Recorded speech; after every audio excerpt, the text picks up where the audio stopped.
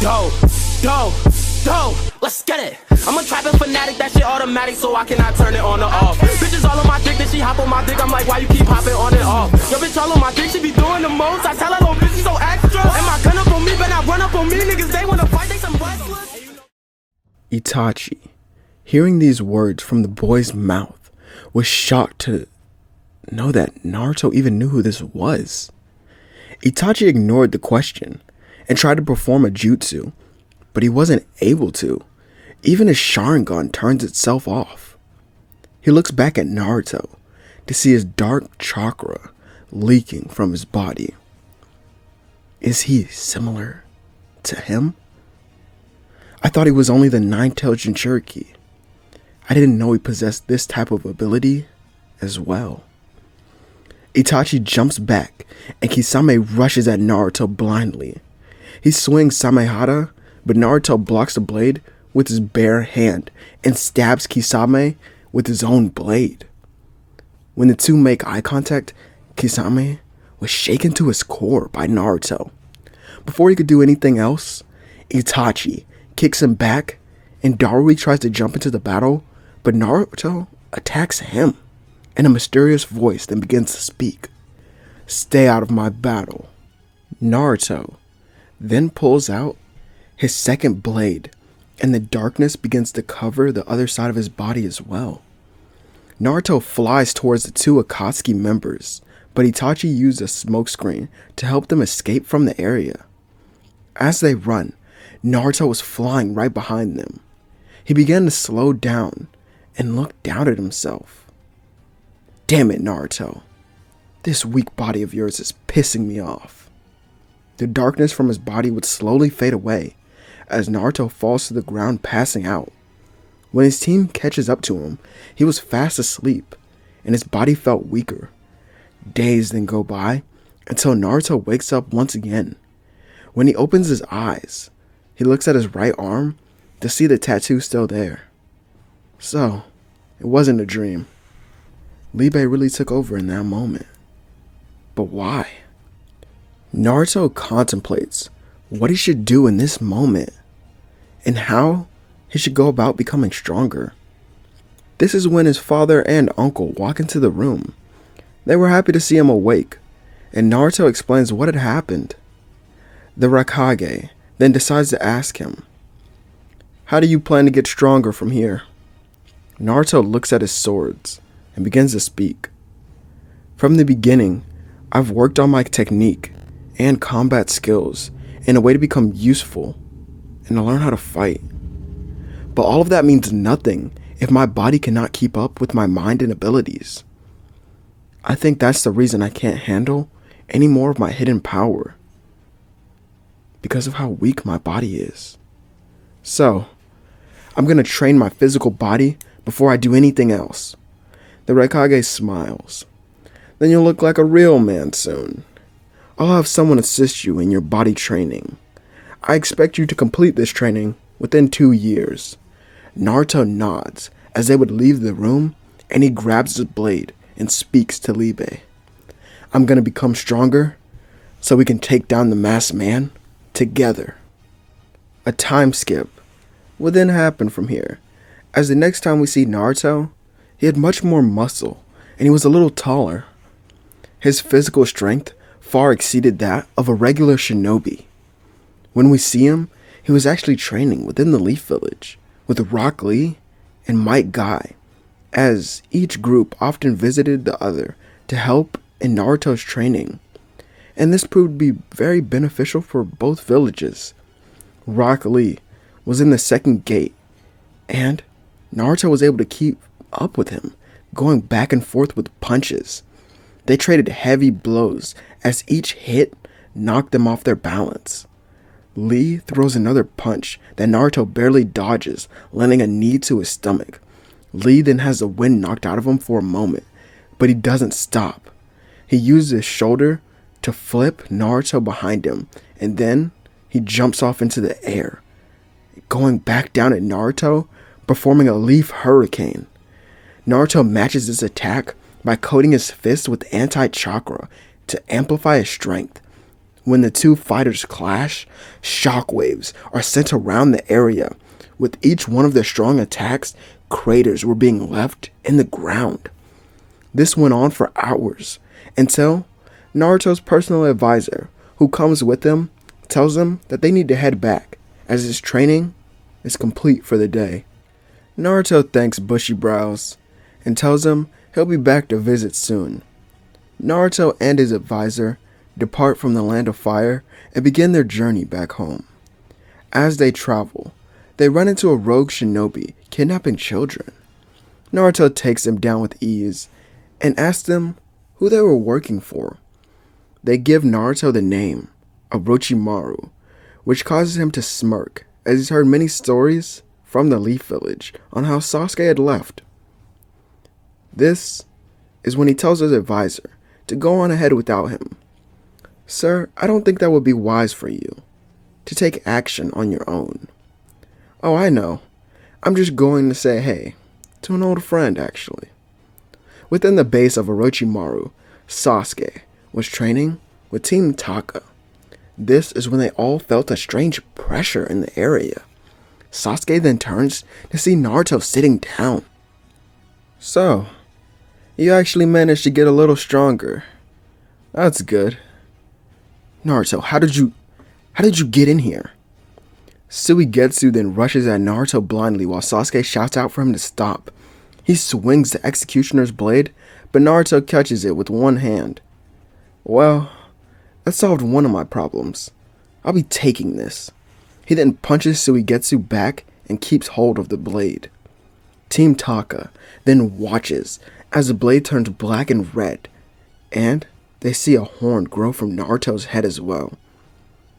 I just wanted to tell you hi. After all, we're still rivals, aren't we? Naruto swings the blade, splitting the ground below and shaking the entire underground base before vanishing. Sasuke, angered by this, decides to push himself even harder so that one day he can kill Naruto and Itachi. Naruto catches up to his advisor, who questions where he got the new blade. It was a gift from him. His advisor would sigh, knowing he just got into trouble, but this was regular. When they make it back to the Cloud Village, the Raikage was happy to see his son once again. More than that, Naruto's team was happy to see him. All three of them were Jonin ninja at the age of 14. A couple days then go by as the Cloud Village gets word that two Akatsuki members were invading their land. The Two-Tails Jinchuriki was in the Land of Lightning, but had already defected from their village, although she did help the Cloud occasionally. The Raikage tells Team Darui, he calls them into his office and assigns them the mission to bring back this Jinchuriki as well, as he knows how important it is for Naruto. The group heads out immediately, and Naruto is more focused than ever as he speaks. You ready for this, Libe? This is our chance, so let's make sure we don't let it go. They head out to the home of the Two-Tails and finds it destroyed, but they find a trail of blood, and instantly the team heads off even faster.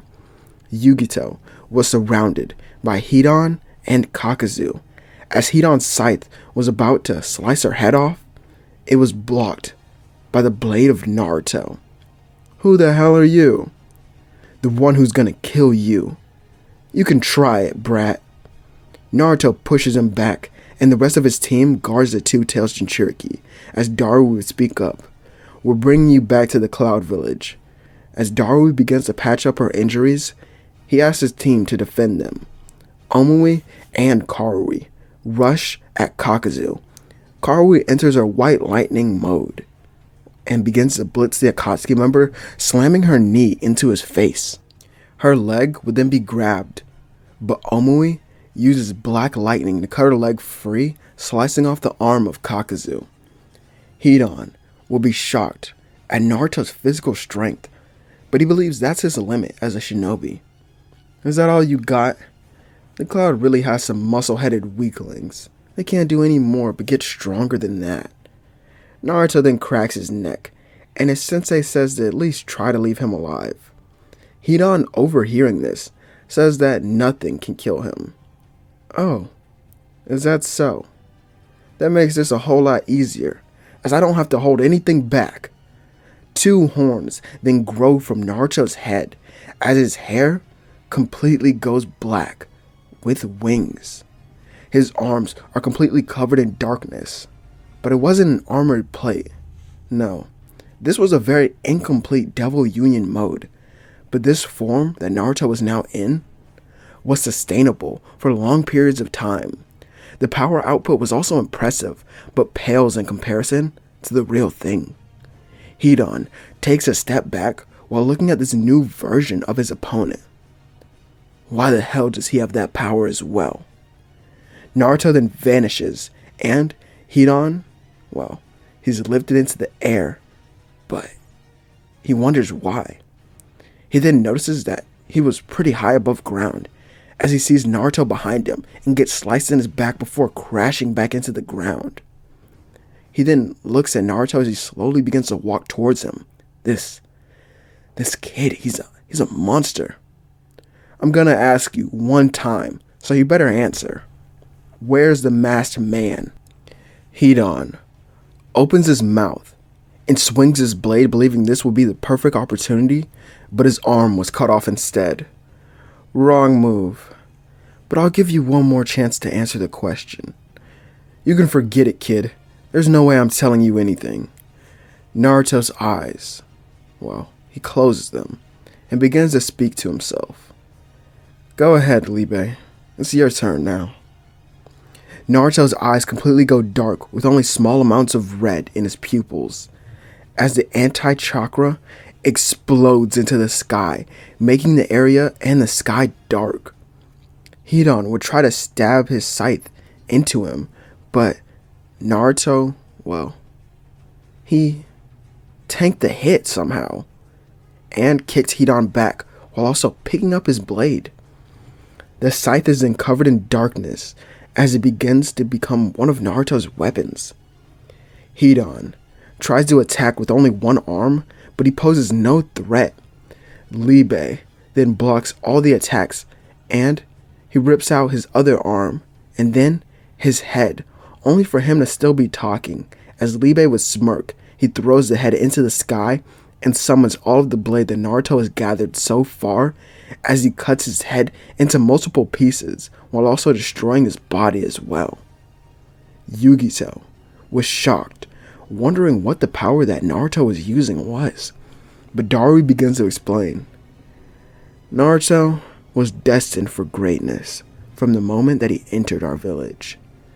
Naruto then turned his head over to the 2 of them, well, his 2 teammates who were dancing around Kakazu. The Akatsuki member wasn't even able to see the 2 of them because of how fast they were moving. Both of them then rush in for one final blow but jump back. This is when Kakazu's hearts, all of them, were ripped out by Libe, controlling Naruto's body. As he looks back at him, as Kakazu's life begins to drain from his body. Perish in the underworld. He stomps on his head and then looks at his hands. This is much more like it, Naruto. I'm actually impressed. The form then fades away as Naruto is able to regain conscious with only a minor headache. He then tilts his head back at Yugito and stares at her with his cold red eyes. Either come back to the cloud, or I'll make you come back by force. She then nods and agrees, as the group heads back, and a meeting is held with the Raikage in his office with many trusted advisors. Naruto then points out how the Akatsuki members seem to not be afraid of his ability, and they also seem to be afraid to tell Naruto where the masked man was. Naruto thinks about it further, as each Akatsuki member he's encountered actually was never truly shocked by his power, as they almost seemed familiar with it. No, that can't be. The Raikage then turns to him, questioning what he means. Naruto begins to think and summons Libe into the room as well. Is it possible that other demons could have entered the world as well? Everyone's eyes then widen, turning to Libe, who sat on Naruto's shoulder, who also seemed to be a little shocked as well. He tells them that it could be possible, but if there were high-ranking devils in the human world, it's true that only one could slip through, but Libe surely would have noticed by now.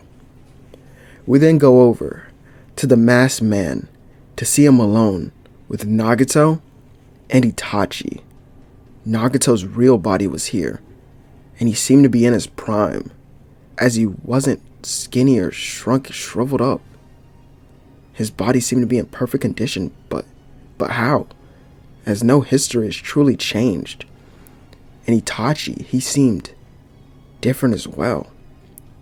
All three of them sat upon thrones. Obito's mask then comes off for a moment, and he puts on a different one that now has 2 holes. One of his eyes was of course his Mangekyo Sharingan, but the other, it was a different dojutsu not seen before. The other red eye resembles a clock of some sort. Obito stands up with a dark shadow illuminating from behind him. Everything is going according to plan. Time is slowly counting down until the very end. Itachi, Nagato, make sure you do not falter against the enemy, especially against an enemy far lesser than you. Both of them would nod and leave the room with their instructions. The Raikage is able to send out this information or theory to all the other villages so that they could also prepare for the worst that could come. Another year goes by until the Akatsuki would make another move. They attacked the Sand Village, trying to get the One-Tails Jinchuriki, but this attack was much different. These 2 Akatsuki members used strange abilities that overwhelmed Gaara and his guards. Word was then sent out to not only the Leaf Village, but the Cloud as well. When Naruto gets the information about the strange powers that resembled his own, he speeds off with Karui and Omui, as they make it at the same time as Team Guy, as Team Guy also brought Sakura, who is a skilled medical ninja, so that she could heal the injured within the Sand Village. Once Kankuro could speak, he told them about the attack. There were only 2 of them, yet they were so strong. Both wielded a demonic power that amplified their abilities, and we couldn't even compete with them. This then confirmed everything from the meeting to be true. Now, it wasn't just a battle against other humans. No, this was going to be a war against the underworld as well. The 2 teams then speed off, leaving Sakura at the hospital with the injured, and the Cloud team goes on ahead with their insane speeds as they catch up to Sasori, who was on the ground, and Omui tells Naruto to keep going. Are you sure? Yeah, he's the only one who can fight while airborne anyway. Naruto nods and creates his dark wings, flying off towards Deidara. Sasori smirks, having his own dark energy leak from his body. Karui, we have to take him down, no matter what. Our training wasn't for nothing. Don't you think I know that, you idiot? Just make sure you don't fall behind me. Sasori then begins to speak with a more demonic tone in his voice. Well, isn't this a pleasure to meet the twin sparks of the Cloud Village, known for their distinct colors of lightning and their fighting styles? If I was just a mere human, this battle would go in your favor, but I'm much more than that. I'm much more than you. Karui rushes in first, swinging his leg at the head of Sasori, but it's blocked. Before he could do anything, he was forced to dodge the blade of Omui. Where do you think you're going? Sasori then looks forward, not seeing either of them as they had vanished with quick fashion. You damn brats. He's then hit by Karui's fist. Make sure you can keep up with us. Omui then slices him across his chest, but he draws no blood at all. What the hell are you? Oh yes, I'm no longer limited by that human body. A puppet-like body, huh? We've dealt with those before. This shouldn't be any different. If you truly believe that, that will cause your downfall at my hand even quicker. Karui then punches him, but Sasori catches it without even looking. As I stated, this battle will no longer go in your favor. Sasori's red hair then turns black, and he grows horns from his head. Karui and Omui are now on the defensive because of the demonic puppets. Each one of his puppets was stronger than the last. Omui cut through one, but another strikes him in the head, causing his head to start leaking blood in front of his eyes. Karui was then sent flying by another, as the two now stood back to back. You know, we'd really be in trouble if we didn't train with Naruto. We should thank him once this is over. Like hell we will. His ego's already big enough. Omui starts to laugh at what Karui was saying, while black lightning surrounds his body. Karui then enters her white lightning form, and the two begin to take down many demonic puppets. With this enhancement to their strength and speed, it made this battle much easier. Karui jumps onto one puppet, ripping its head off, and dodging the fist of another while she spins around, landing a huge amount, of a lightning kick that sent shockwaves throughout the area, destroying many puppets that were around her. Meanwhile, Omui was blocking with his blade and began to perform all the techniques from his sword style. Each swing was precise, and it cut through each puppet that was in his way. The black dragon of lightning then consumes all the puppets around him, destroying them as well, as both turn to see Sasori clapping while sitting on a rock. What amazing power. Now, let's see how you two will deal with this. 100 demonic puppet barrage. The puppets then arise from the ground like zombies and undead beings and begin their assault on the team. But Team Guy arrives just in time to help out as well, as Rock Lee and Mike Guy enter the second gate to take down some of the puppets. Neji was there as well, using his taijutsu to its fullest, as Tenten swings down many kunai and explosive bombs that would destroy many of the puppets. This made it easier, but the puppets were stronger than any of them put together. The shinobi then began to get pushed back, even with their powers amplified. Before Mike Guy and Lee could enter a higher gate state, Omui and Karui stepped forward, leaking blood. Let us finish this battle. Sasori thinks this is admirable, but he says that they don't have enough power. You think we didn't train our asses off once we realized there were stronger beings that had entered our world? We achieved powers that far exceeded any human limitations. Let's do this, Karui. Shut the hell up and get serious.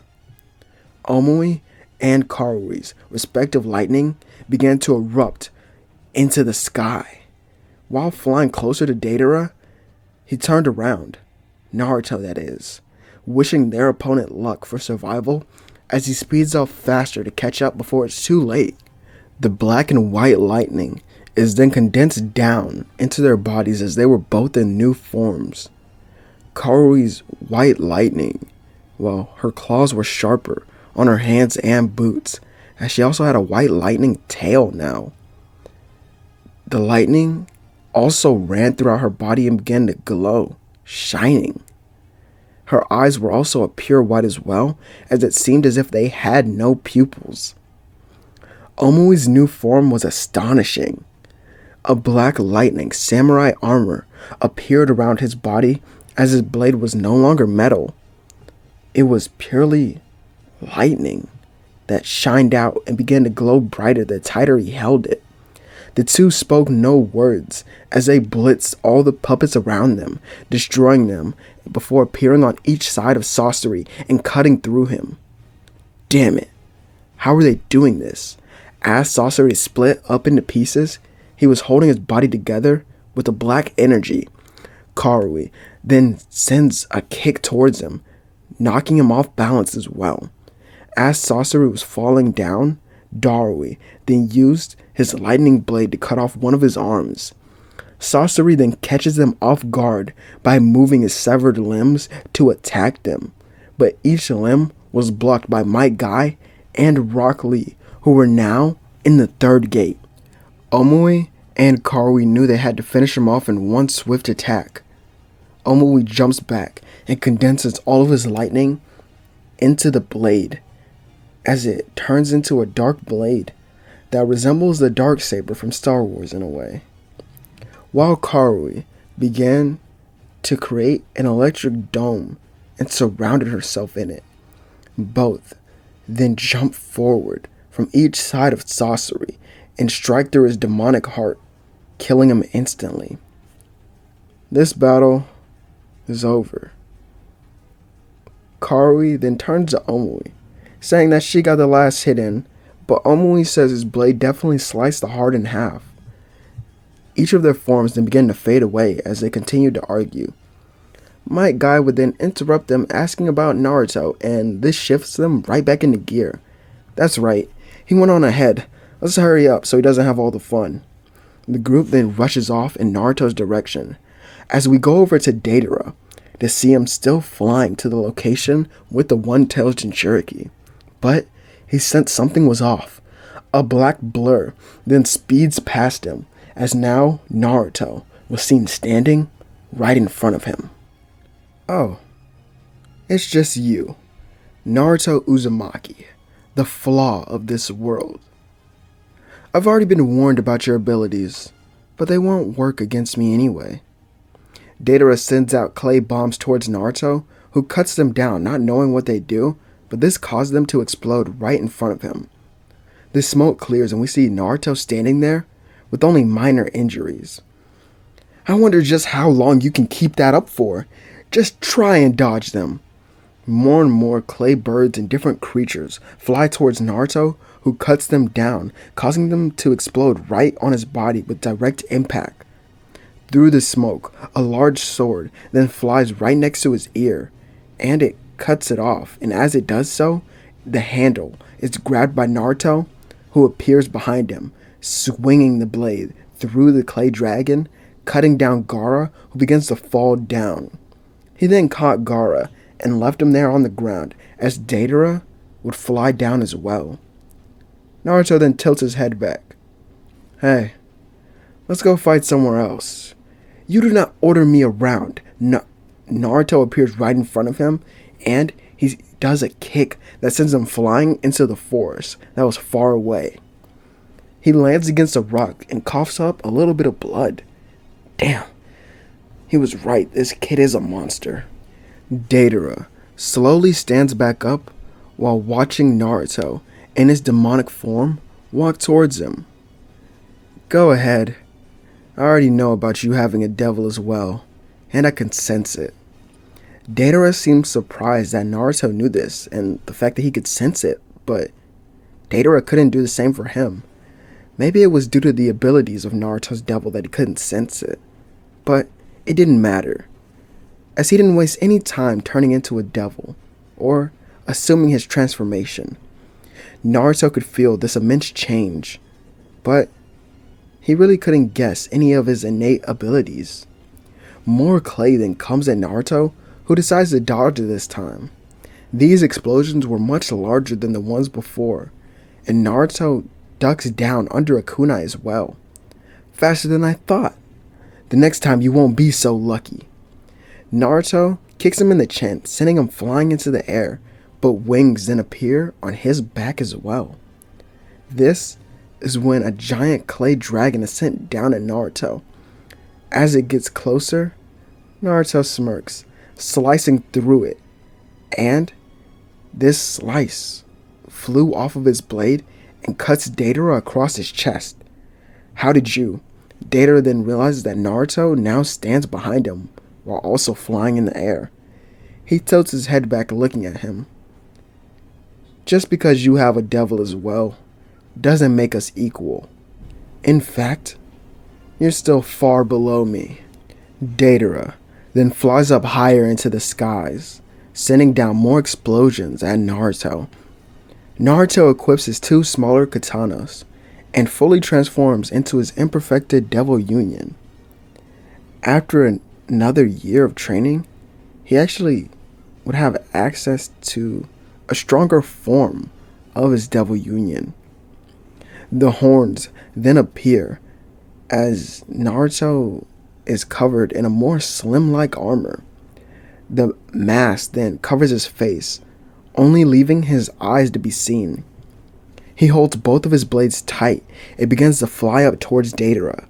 The clay birds and dragons begin to descend upon him, but he isn't phased.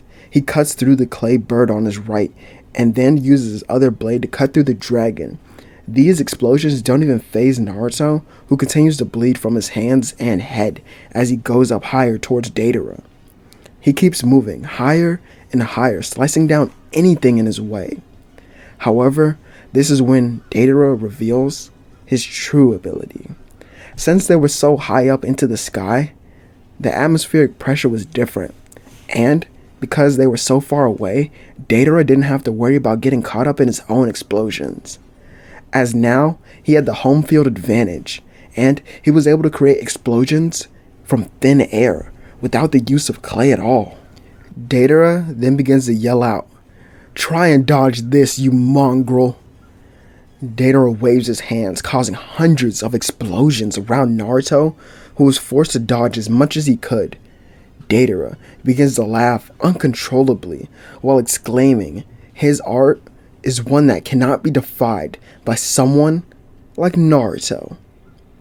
Naruto was being bombarded with large explosions that began to wear him down, but he remained focused, remembering his end goal.